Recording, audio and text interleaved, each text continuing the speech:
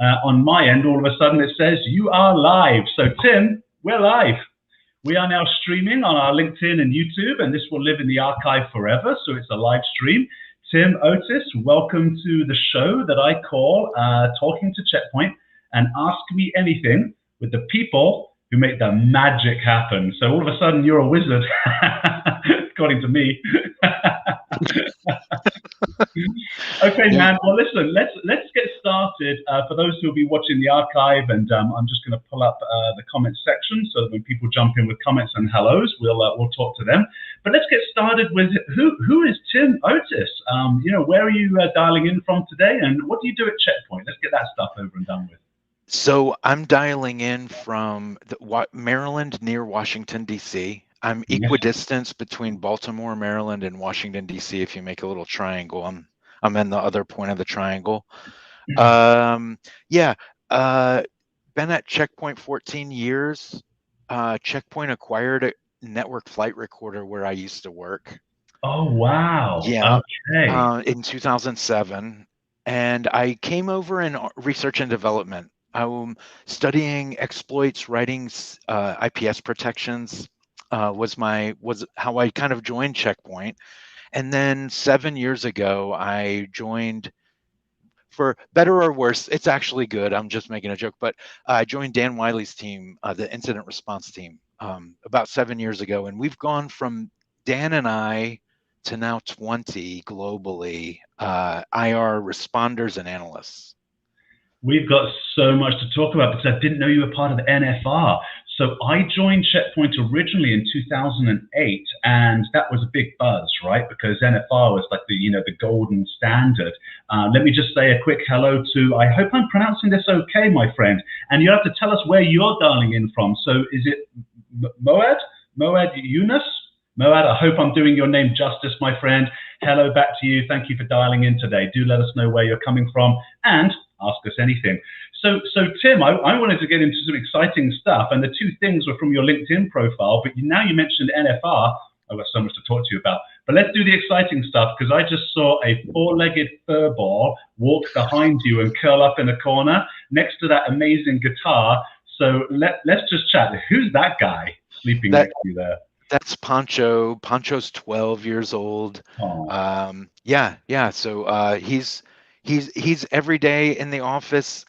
He doesn't log as much time on the time card as I do. Lazy. He doesn't really care about customer deliverables as much as he should, but he's here every day. And we love them anyway. So what's with that, right? If we miss our customer deliverables, are we loved? I don't know. But we're not furry and cute. There's a LinkedIn user. Sorry, my friend. Sometimes LinkedIn strips out your name. So let us know where you're calling in from today. But hello to you too. Thank you so much for joining this call. My four-legged fur ball is, she's 13. And she's lovely. We have to force her to go for a walk now. But I used to go mountain biking in the Rocky Mountains of Canada, where I used to live. I'm currently in a hotel room, as you can see, and live not too far from you in New Jersey now. She was this darling that would go 20, 30 kilometers running 30 kilometers next to me on a mountain bike. She's part husky. I'm pretty sure she's got a tiny bit of wolf in her, as all dogs do. She's a rescue dog from the Rockies. We literally rescued her out of the forest in the Rocky Mountains. Tough dog, right? But now she's 13.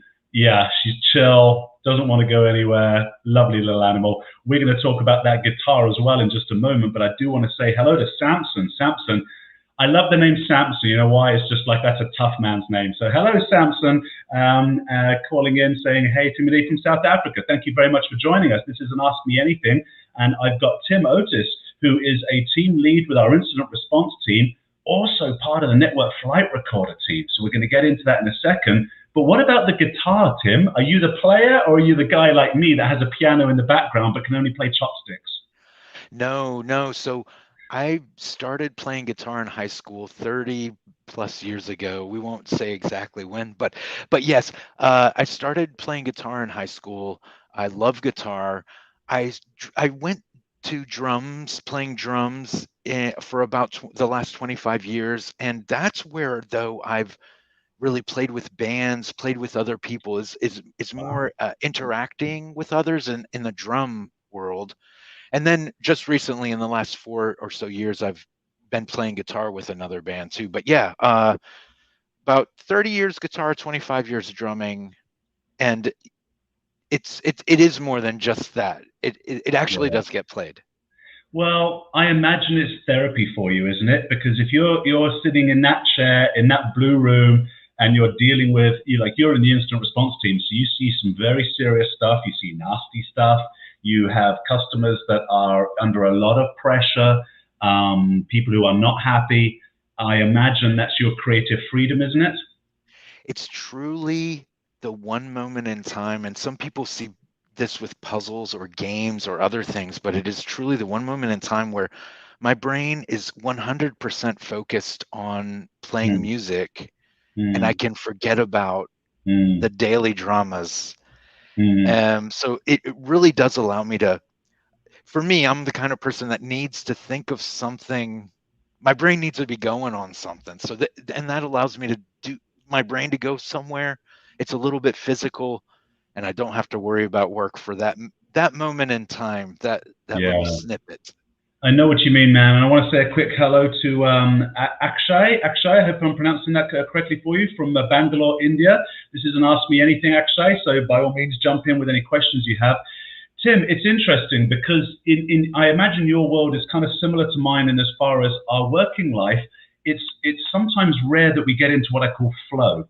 There was an amazing book, it's about 30 years old now, by a professor called Mihai Csikszentmihalyi, I think. He worked, obviously it's an Eastern European name, but he works in an American university, and he spoke about human happiness essentially. And one of the ways people become happy is by entering this zone that he termed flow. That has since become quite a popular term. And he said, look, if you can imagine an XY axis, and on one you've got a task that is between 1 and 100 for challenging. 100 you can't do it. 0 it's easy. It's like baby's task.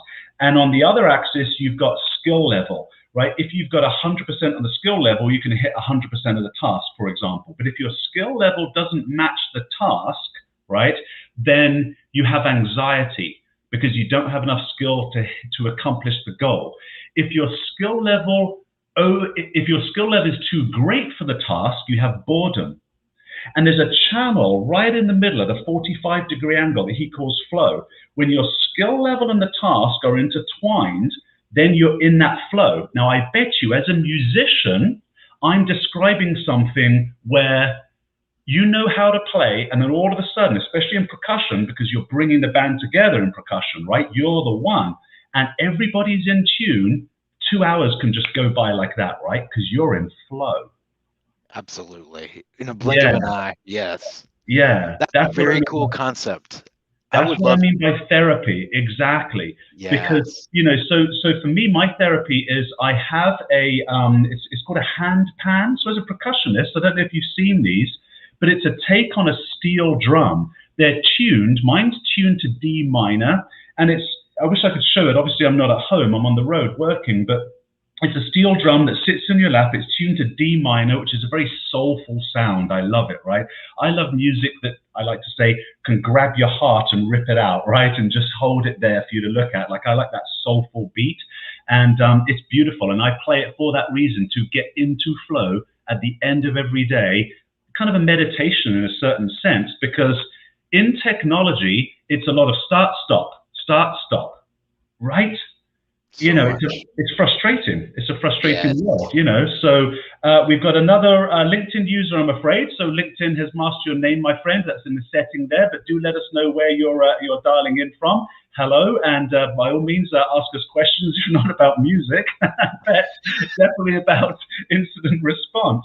We'll get into that too, and I'm going to flip flop back and forth because I think we certainly let's talk to the audience a little bit about your work in incident response. But maybe tell us first, what are some of the memorable moments from Network Flight Recorder? Because that was a very interesting technology, and I know the SEs I was working with at the time who have become dear friends to this day. Steve Skoronsky, who still works at Checkpoint, he was a big fan of the NFR team. So why was NFR such a big hit? I don't, we at the time we did lead in stateful inspection of of packets. A lot of IDS at the time would search one packet alert. We were doing the whole flow, very much like Checkpoint, the whole state, and maybe that's what made us appealing to Checkpoint, by the way. But one thing that was important, I think, from Network Flight Recorder, that maybe more even important than the technology at the time, was the internal team. We were the kind of team that would stay at the office after hours and hack on something, maybe play a network game. And I think there was this really, really strong camaraderie amongst those, whether it was development, whoever, the kind of thing where beer Fridays happen, and at lunchtime we would bring beer to the office and just talk. And I think there was the technology was awesome and cutting edge at the time, but also there was a really good team there that I think wouldn't have made the technology as awesome unless we had that team camaraderie inside, in my opinion. It's the secret sauce, and it's not a secret, of any great movement, let alone company. And what I find interesting, so I work in our marketing department, and what I find interesting about marketing is you can't replicate that. There's no point in all the glossy brochures, everything else doesn't replicate what you just said. And we're going to go back to that point over and over again, but I want to say hello to Cheyenne. I hope I'm pronouncing that correctly, from Washington. And then have a look at this one, Tim. This is great. The LinkedIn user, I said, identify yourself. One of your guys. Chris. Hi, Chris. Nice. But you know what, Chris? No, you shouldn't say obviously haven't mastered LinkedIn yet. That's exactly what Tim would expect. Mask your identity, no social engineering, right? So well you done. Got brownie points, my friend. Nice. So that's great, Chris. Thanks for letting us know that you're in, supporting your boss at Checkpoint, coming in from the EMA team. Yeah, and that is, Tim, you've just described the crux of why I want this podcast to keep going, this live stream, because there are people at Checkpoint that do the same thing. They'll stay late, drinking beers, hacking on stuff, figuring out. I mean, look, that is what our Checkpoint research team is all about. I like to put it this way. Gil Schwed is one of the longest standing CEOs of a tech company in history. Up until mildly recently, he was the longest standing CEO chairman on any NASDAQ company in their history. He was the longest standing CEO and chairman. Now, the chairman's gone back to Marius, who was one of the original founders with Gil, the three of them, Marius, Shlomo, and Gil, sitting at Gil's mother's kitchen table, literally, when they were, I think, teenagers or just slightly older than that, putting it together. So Marius is now the chairman, but Gil has stayed, hands-on CEO, still taps on the keyboard guy, right? Still codes. And, what does a guy like that, who's uber successful, who's unbelievably smart, do with the fact that he now runs the kind of 900-pound gorilla in our space, Checkpoint Software? He's not the guy that gets on the yacht and floats around. He's the guy that invests in doing things like our Checkpoint research team. So we have something like, I think, 300 of them now. There's a lot of them who basically go out there and adopt personas and avatars on the dark web every single day, just to look around and what's going on, so we can get that little edge ahead, of the threat actors, so that we can protect our customer base. So, that culture is prevalent, and probably within your team members are joining into this call right now. So, you can't replicate that, man. And that's why I came back to Checkpoint, because I'm a boomerang, right? So, I did a little startup in the Valley and came back, because you can't beat that kind of culture, which is neat. You can't buy it. You can't buy it. There's nothing you can do to get that. Yeah, exactly. So let's move into, so you came into Checkpoint. You and Dan have built this, incident response team. I would love to hear some of the war stories. I mean, let's, kind of anything kind of coming up in your mind. Obviously, you're going to mask confidentiality and all that. But tell us a war story that you think will be helpful to those listening today, right? What have we got to watch out for? So the one thing that I think, especially Checkpoint products these days, and our team in general, the industry, obviously, with zero trust and everything's moving away from our soft GUI interior and a shell on the outside. Checkpoint products even are helping customers go deeper into their environment, zero trust, device-based security and stuff like that. But a lot of times, war story wise, one big lesson we have is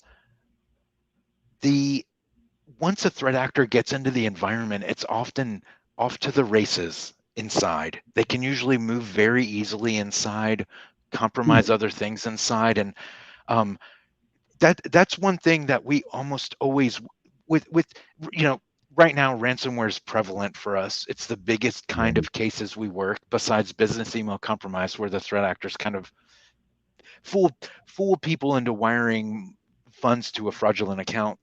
Yeah. But with ransomware cases, it's the biggest thing we're dealing with almost every day. And the threat actors, once they get a tiny foothold, is all they need, of course. More often than not, they're moving around inside the network at great ease, with Wow. very easily moving from machine to machine.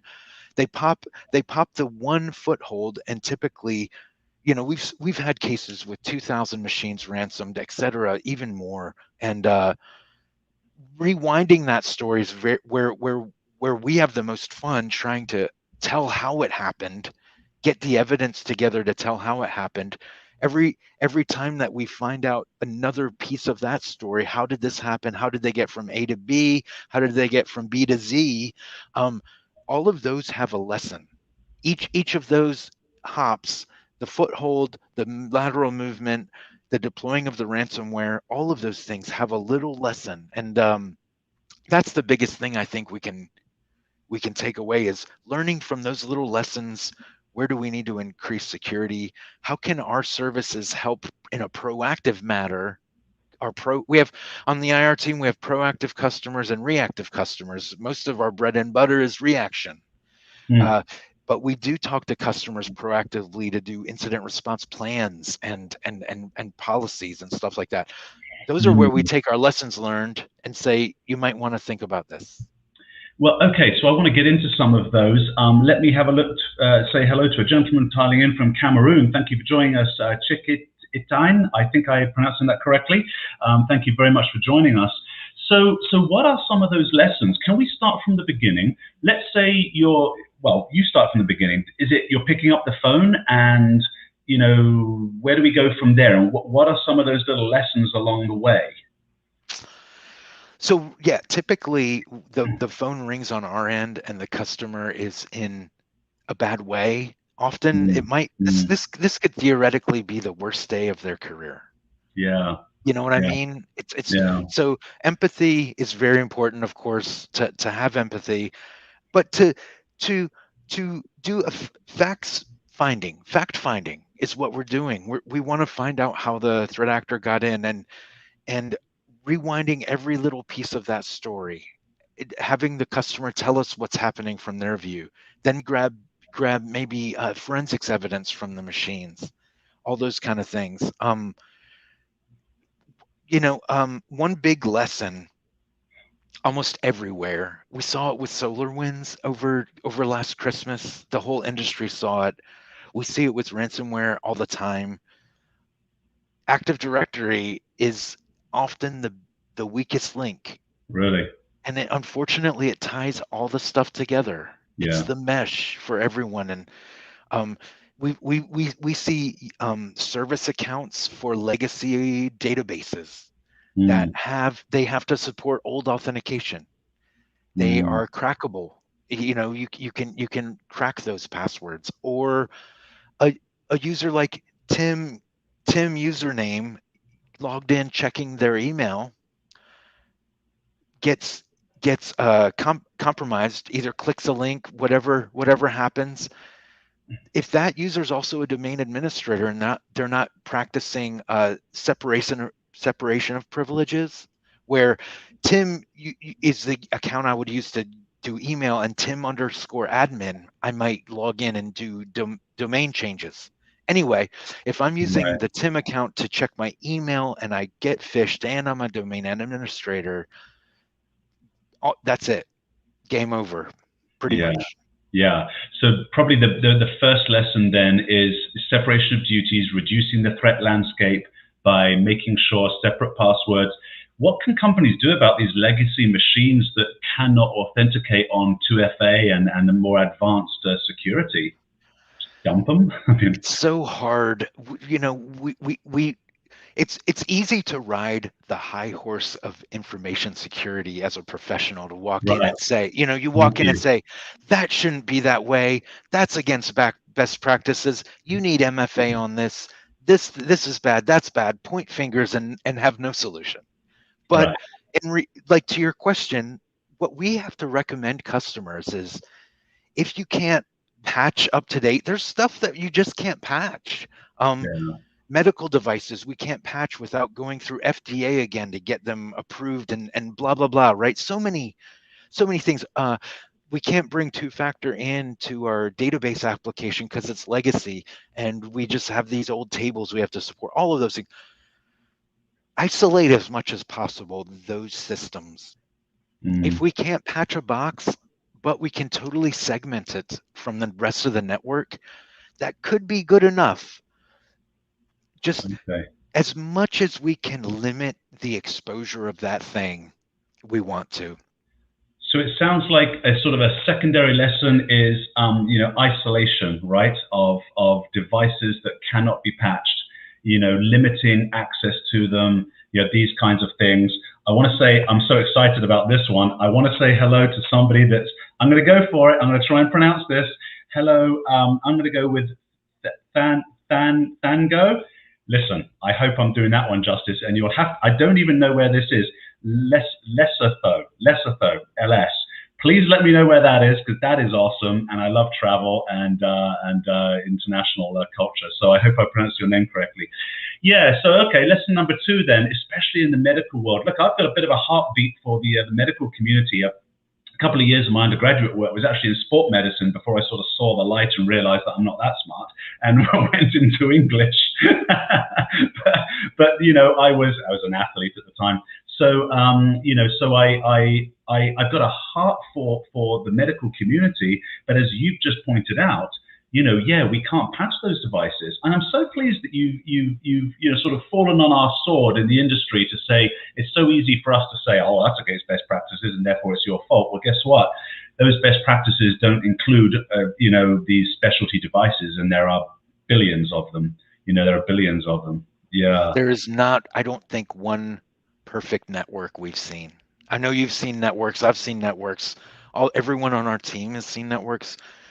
It's always figuring out how to best secure the problems that we have to deal with every day in our networks. There's never really a perfectly set up network. We do have customers that we work with in a proactive manner that are really close to perfect, and I'm very happy to work with some of these customers because they're doing all the right things. But it's rare that there's not one that every single machine's up to date with patches. Every single external device has multi-factor. We've been doing our risk assessment every quarter. It's so rare to find a perfect thing. We just got to work with things and secure things the best we can.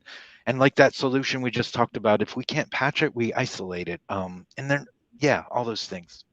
Well, and what's so beautiful and refreshing to hear also from you, Tim, especially because you're the team lead for incident response at Checkpoint, is that you're not doing what the media does, which is to blame the victim, right?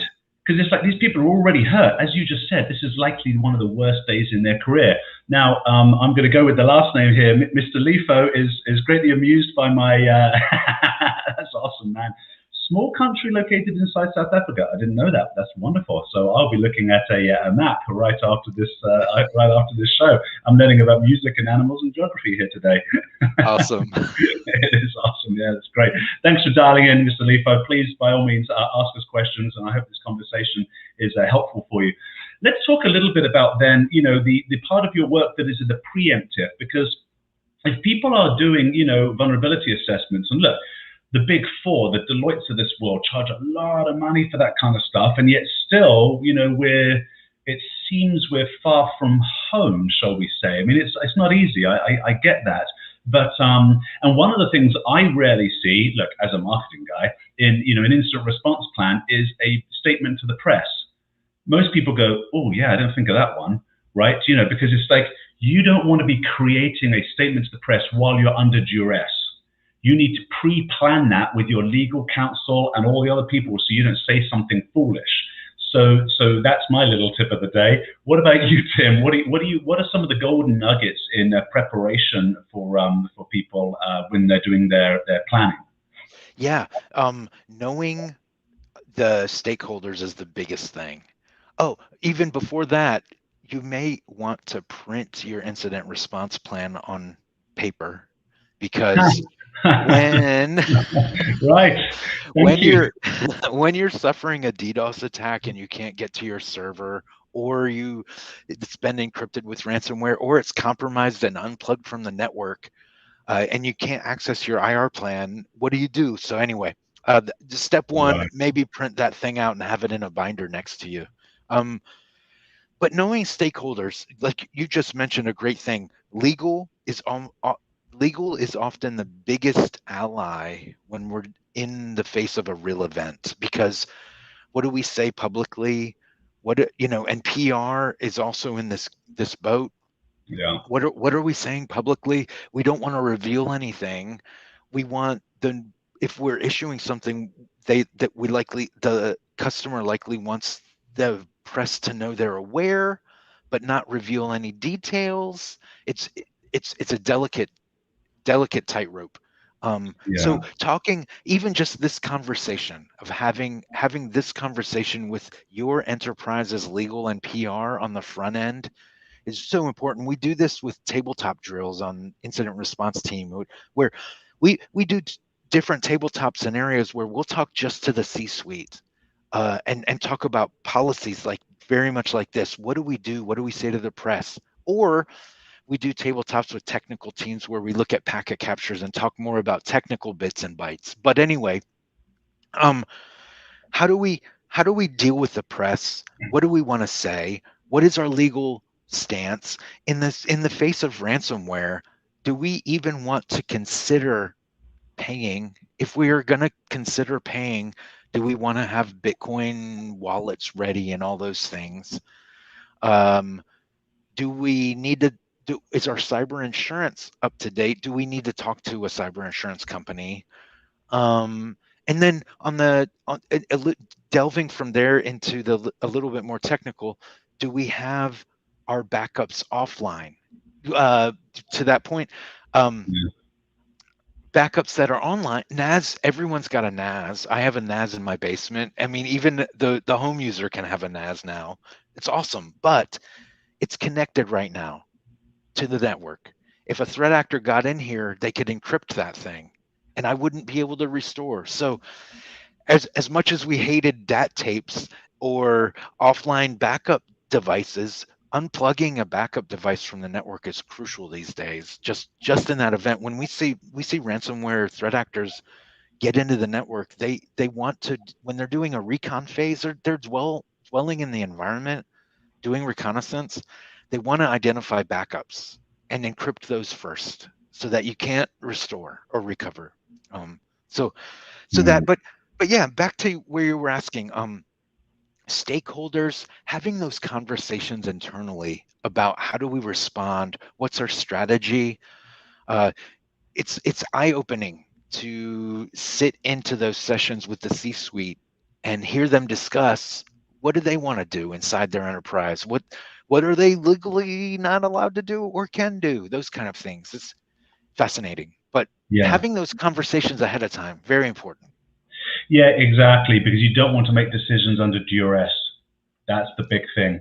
There's actually a biological reason for that, and I'm just going to quickly say hello to Samuel from Kenya. Thanks for dialing in, my friend. And I think this is a clappy hand emoji, so we're getting some applause from Raj. Thank you for that. Yeah, the trouble with making decisions under duress is that cortisol, right? So it's a biochemical, right? Enters your bloodstream, and what cortisol does is it reduces blood flow to the neocortex, right, to the prefrontal cortex of your brain, into your extremities, your muscles, for fight or flight. And so it reduces the capability of a logical decision.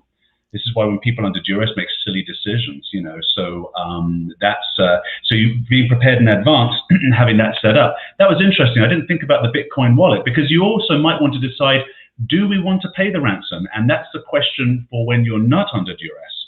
Because when you're under duress, it's like, yeah, please, let's make this problem go away. I'll do anything, So and if the answer in the C-suite is we do not want to pay, well, then CEO, general counsel, CFO, you are agreeing to give me a budget so I can accomplish this. So if we're not going to pay the $5 million ransom, then give me $500,000 to do this air gap backup, something like that, perhaps. And gentleman dialing in from Singapore, we've got all the international crowd. I'll just call you Mr. Hike, something like that. Thank you very much for dialing in. We're on an Ask Me Anything with Tim Otis. Tim is the team lead for our incident response team. Has some great war stories, and you can jump in and ask anything. But thank you for dialing in and just letting us know you're here. It's important for us to know that our customers have access, to us, and you're hearing from us. And in actual fact, customers that are listening to this, if what you could do is take a section of this video and play it to your C-suite to say, hey, look, these are some of the things that people at Checkpoint are suggesting we do in order to have a good incident response plan. And hopefully this can be helpful to you to help educate your C-suite. Let's talk a little bit about that, actually, Tim. That would be fascinating to me. One of the things I get a lot, so I'm traveling, I'm on the road right now for Checkpoint. I'm speaking at an event tomorrow, and I've got some customer meetings this afternoon. And whenever I have meetings and whenever I travel to do keynotes, I always want to speak to as many CISOs as I can, or people within the industry, and just to get feedback. It's like, what are you seeing out there? What can we do for you?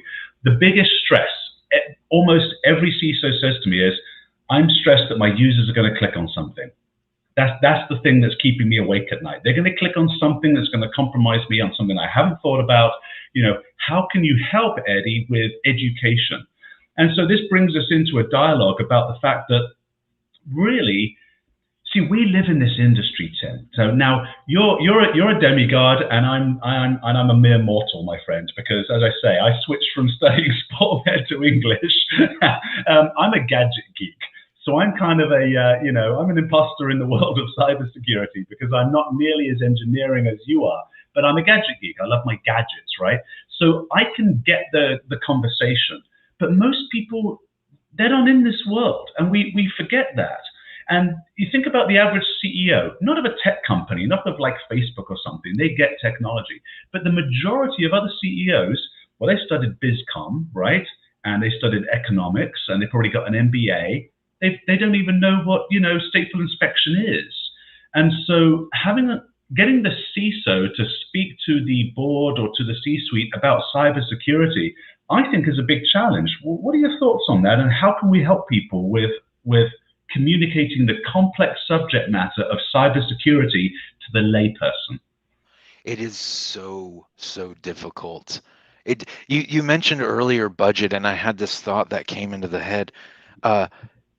We've never seen an InfoSec budget grow like we have after a cybersecurity breach or a ransomware event. Right. It's right. And how do we share the pain of those incidents with other C-suites so that they can, that's one message that I would want no one else to have to go through that pain, but people who have gone through that pain instantly are like, how much money do you need to make this never happen again? Right.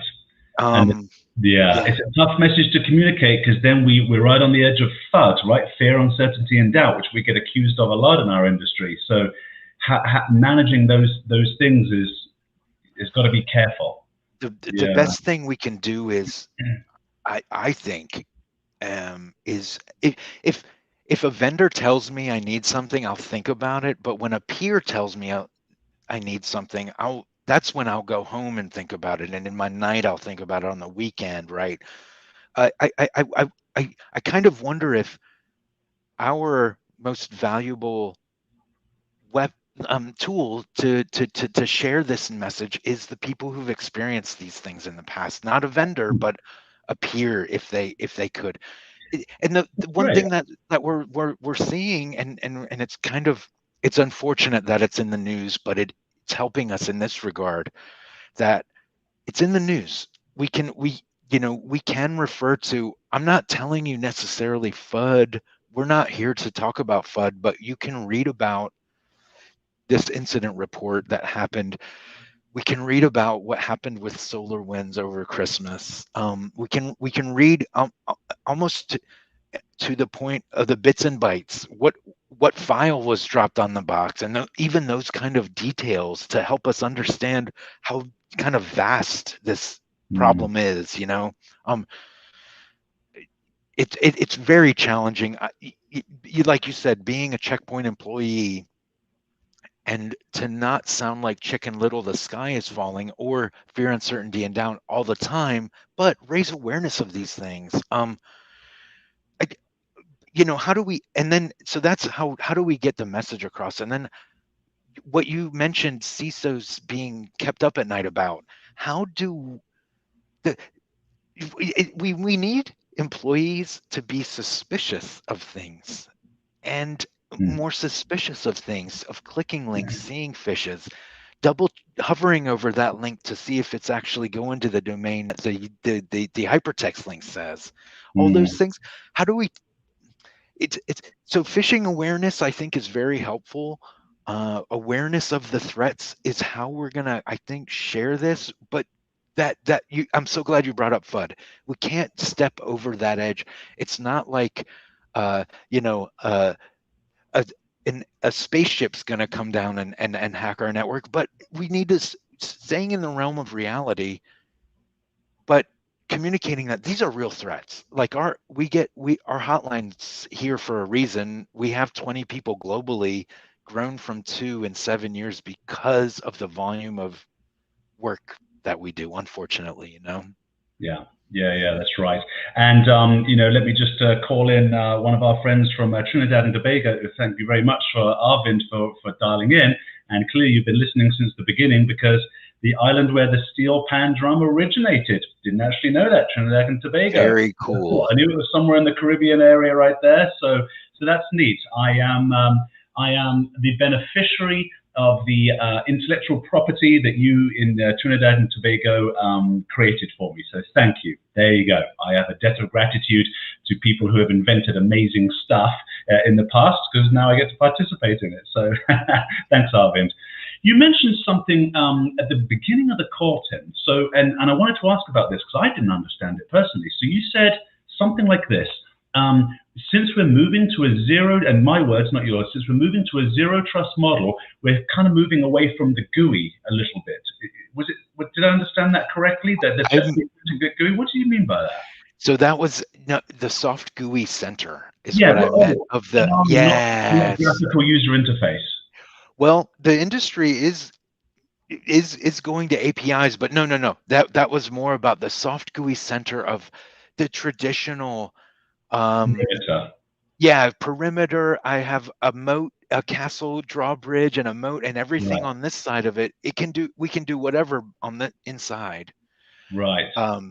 Unfortunately, the soft GUI center is how we see threat actors move very quickly inside victim environments.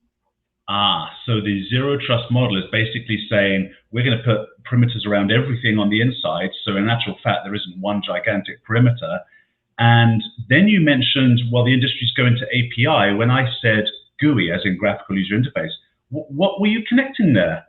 And I'm sorry, yeah. So many of our things, even on our team, that we're doing these days used to be a point and click thing, and now it's all scriptable with API. And now one click can do 7 clicks because there's a script behind it doing things. But yeah, where we've gone, I think the industry as a whole, and not just InfoSec, but technology in general, is Lambda function based, microservice API driven, scriptable things where, yeah, I do think there's still a user interface around everything. There will be, but it can even be just simple, and one button can do a lot more than we used to do in the past, I think.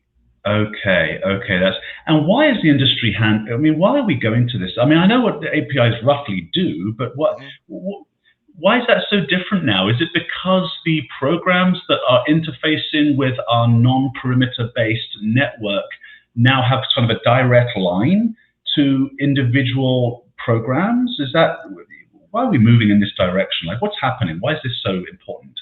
I think APIs allow integration is the bottom line, where my my network monitoring system also can now, this is a simple example, but not only can I figure out how much, what the security devices are doing, I can also get how much network or hard drive space they have free. But to that end, on our team, we take a call in. We might be able to set up customer drop zones with API for them to upload files. I think integrating different business functions for a team like ours, for another DevOps team, for other technical teams, the APIs just allow the integration.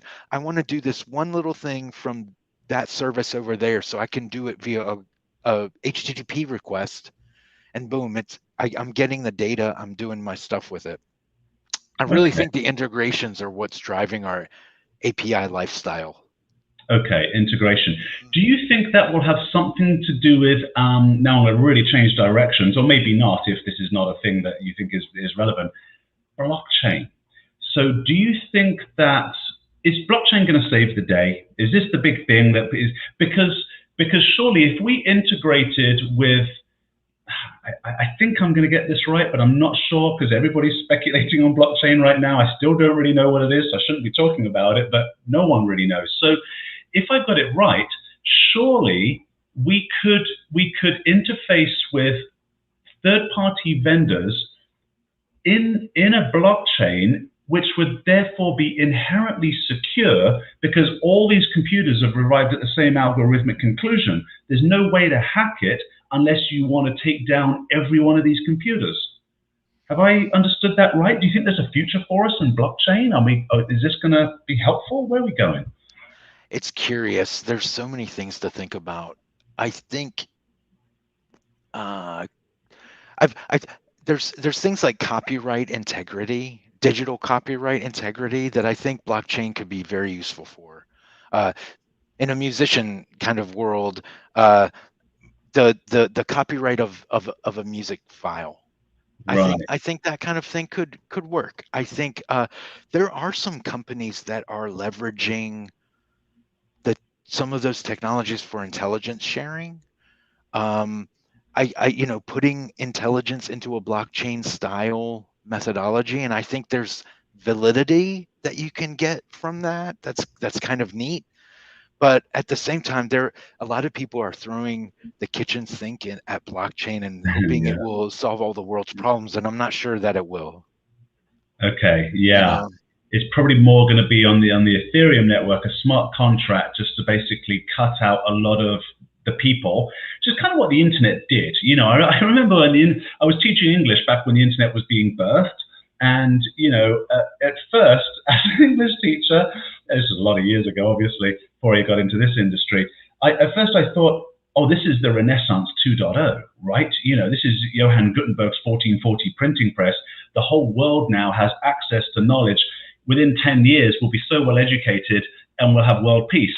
But we got pictures of kitty cats and people's dinner. So I missed it. I totally missed it, Tim. World peace did not arrive, and we weren't all super educated. Maybe even quite the opposite, because there's so much information out there, we're confused. So I sort of missed that. But yeah, I think that blockchain will.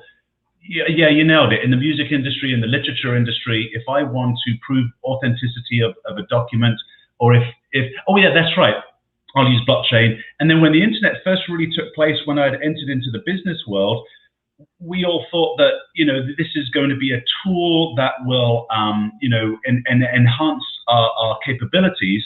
And in an actual fact, it became a tool that replaced other human beings, because I didn't need an assistant to do calendar appointments for me anymore. I could just click, done, right? Mm-hmm. So all of a sudden you went from, one person or two people having one assistant to one assistant for an entire office. Okay, that's cool. That's just the way it evolved. I think it's likely going to head in that direction with blockchain too.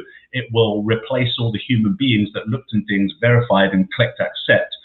Okay, let's get into a question or a comment coming up here. This is a nice long one, so I haven't read it yet. I'm going to read it on the fly. Data no longer confirmed to company's own data center. I think I understand that. Let me just keep reading. Due to CapEx technology environment. What's the WFH, do you think, Tim? I don't know what that is. Working from home, I bet. Sure, work from home. Yeah, many organizations moving to cloud, which becomes very challenging for data security perspective. How can Checkpoint contribute on cloud security? Okay, beautiful. I get it. So I think what you're asking, my friend, is, what are we doing for cloud security? Obviously, people are moving from home, and therefore you've had to move your infrastructure to an agile location, the cloud, to support them. What can we do there? Believe me, this has been the center of our attention for many years now, and I think we've got some great solutions for you. Now, Tim is certainly not on the side of the house of product, kind of, these are all the awesome products, but let's have an opinion here, Tim. Why don't we share kind of some best practices on what you might have seen in your war stories? So that is something that's really interesting and is kind of like everything, we're always learning, right? But with cloud specifically, the old way of doing forensics, walk up to a box, like mirror the hard drive, take that away to your forensics processing workstation. Well, with infrastructure as a service hardware in the cloud, how do I can't walk up to a box. I can't walk up to a machine in a data center. The whole point of, or the whole way to do forensics accessing cloud systems, if we're talking infrastructure as a service, has changed. And Amazon AWS has a paper on doing incident response on their assets, and I encourage people who are in the cloud world to look into that, read a little bit about that. And then we've got so those are infrastructure as a service offerings where my Linux machine or my Windows machine is in a VM in Amazon's cloud. But the other side of that, software as a service, your Office 365s, your Slacks, your Salesforces, things like that.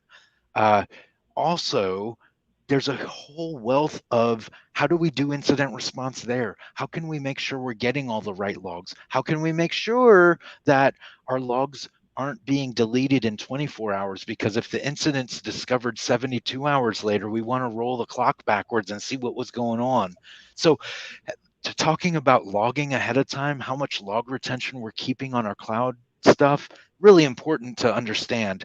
On that end, the one Checkpoint product that it's public now. We've purchased Avanan for the SaaS side of that stuff. And one thing that we always have done, typically in the past, with Office 365 and business email compromise cases, we love to plug them into CloudGuard SaaS, or what is Avanan, have it iterate their instances and see if sometimes we get findings there.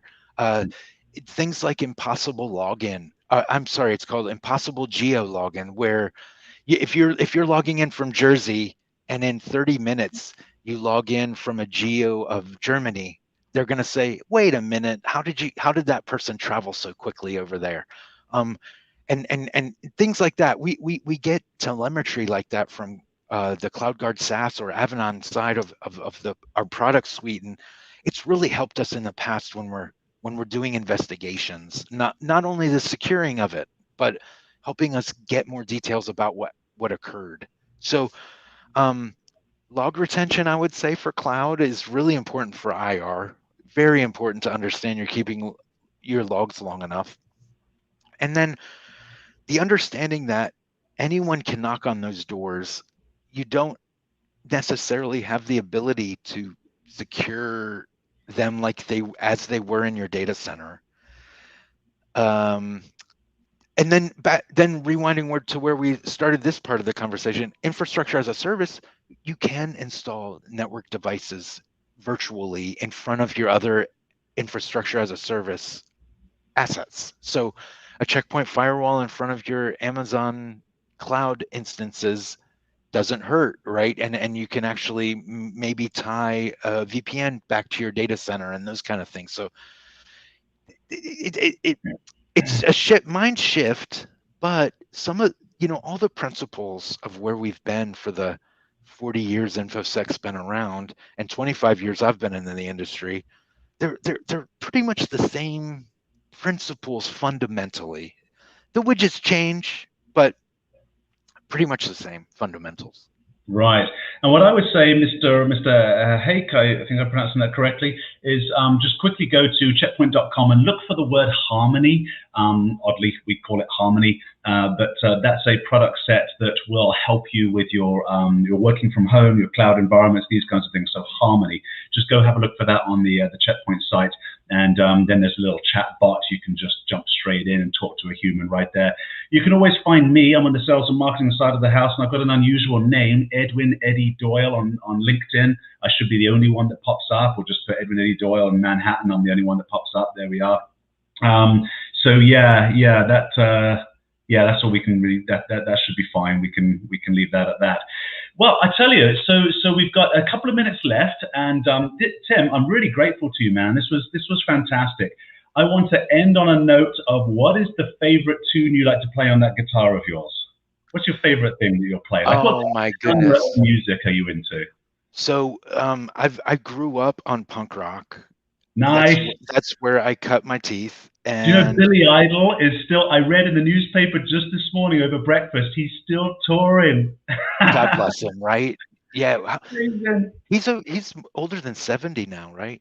No kidding. You probably, yeah. I think so. I was a kid when he came out with his big hits, right? Yes. I still love that beat. I love it. I don't care if people think it's old. It's lovely. Go on. Yes. But no, where it's ironic you bring up Billy Idol and some of the other where punk rock meets kind of jangly guitar, and then I love like surf music of the 60s. Is where my heart and brain is at these days. Like, what is surf music of the 60s aside from Beach Boys? So, well, the Beach Boys were kind of this sing-songy part, but more like your Dick Dale guitar, kind of like the I forget his song that was in Pulp Fiction. It was the big giant surf guitar song that Dick Dale had, and it was popularized again by Pulp Fiction, the movie. But artists like the Ventures and other artists that used guitars for that kind of music. I love that kind of stuff. Awesome. Absolutely.